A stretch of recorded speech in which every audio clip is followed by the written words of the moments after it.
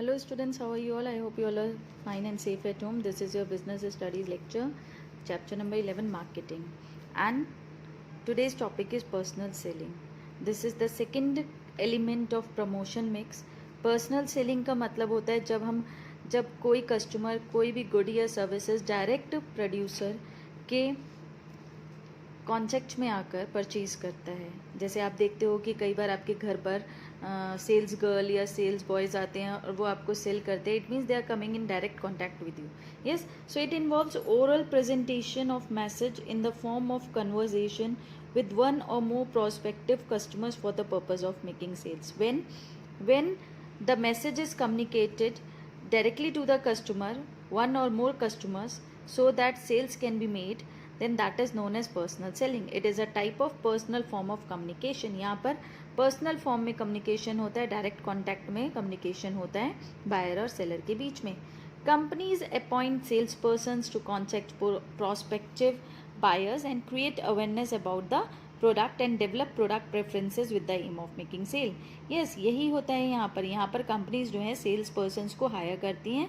Yes, ताकि awareness create करी जा सके प्रोडक्ट के बारे में और उस प्रोडक्ट की मार्केट जो है वो डेवलप की जा सके. So that is personal selling basically.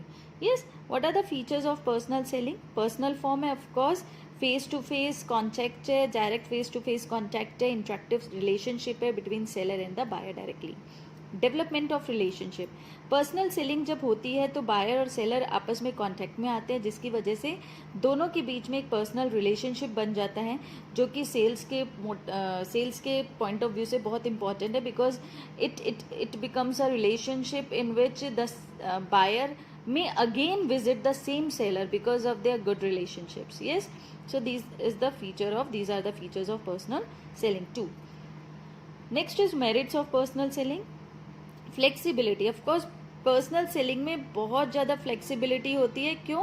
क्योंकि सेलर जो होता है वो बायर के एटीट्यूड से, बायर के रिएक्शन से आइडिया लगा लेता है कि बायर को क्या चाहिए और फिर उसी तरह से उसके अकॉर्डिंगली सेलर जो है मैसेज को मोल्ड कर देता है, एडजस्ट कर देता है ताकि बायर सेटिस्फाई हो जाए. Direct feedback.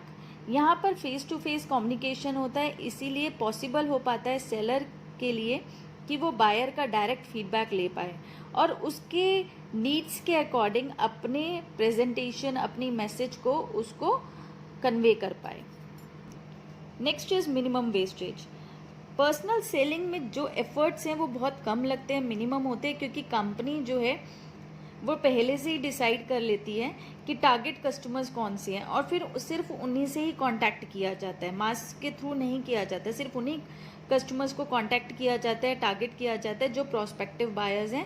दैट्स वाई कहीं ना कहीं वेस्टेज जो है वो कम हो जाती है. So these all are the merits of personal selling. Okay, and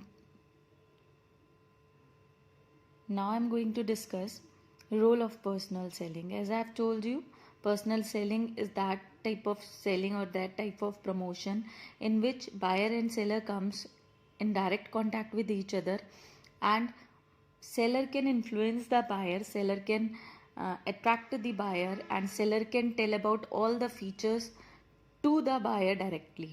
Yes, so now role of personal selling means that this personal selling is important from the point of view of businessmen, customers and society. So now we are going to discuss that why personal selling is important for the businessman. So first importance is effective promotional tool. Personal selling is very effective promotional tool because here buyer and seller comes in direct contact and seller tells about the features of the product, about the advantages of the product to the buyer, and thus sales increases. Next is flexible tool. Of course, personal selling is more flexible than other tools of promotion such as advertising and sales promotion, because in this the seller can predict that what are the needs and wants of the buyers, and buyer also can talk to seller directly and can tell about the requirements, and thus sales can be made as per the needs and wants of the customer. Next is minimizes wastage of efforts.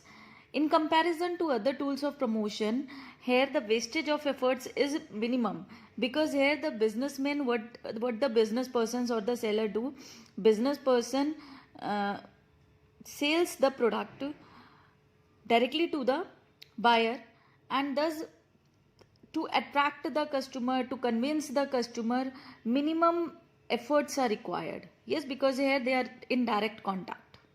Next is customer attention. Of course, here as buyer and seller are in direct contact, that's why attention is direct. It means customer gives proper attention to the seller.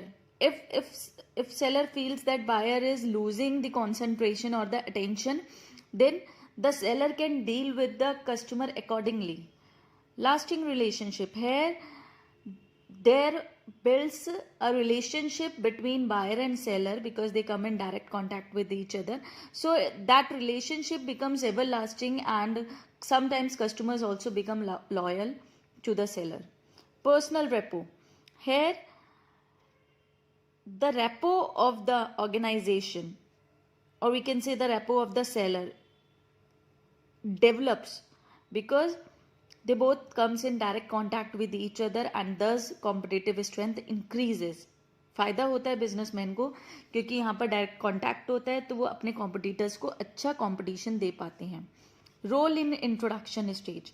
Personal selling बहुत important है. अगर कोई product जो है अपनी introduction stage पर है, अगर कोई न्यू प्रोडक्ट लॉन्च हुआ है, न्यू सर्विस लॉन्च हुई है, बिकॉज बिल्कुल स्टार्टिंग में जब कोई भी प्रोडक्ट के बारे में नहीं जानता है, तो सेलर कस्टमर्स को पर्सुएट कर सकता है, कन्विंस कर सकता है by telling them the advantages. Link with customers. यहाँ पर सेल्स पीपल जो हैं वो अलग अलग रोल्स प्ले करते हैं. पर्सुएसिव रोल, अगर वो सेलर जो है कस्टमर को पर्सुएट कर रहा है तो पर्सुएसिव रोल हो गया. Service role, if it is giving service तो सर्विस रोल हो गया. इन्फॉर्मेटिव रोल, प्रोडक्ट के बारे में बताया जा रहा है तो इन्फॉर्मेटिव रोल हो गया. तो कहीं ना कहीं फर्म और कस्टमर का आपस में लिंक बना रहता है. Next is importance to customers. Now why और how this personal selling is important for the customers. The very first point is help in identifying needs. personal selling जो है कस्टमर को आइडेंटिफाई करने में, नीड्स को आइडेंटिफाई करने में help करता है, क्योंकि कस्टमर सेलर को डायरेक्टली बता पाता है कि मेरे नीड्स क्या है, मेरे वांट्स क्या है, और उसी के अकॉर्डिंग सेलर जो है प्रोडक्ट को सेल करता है. Latest market information.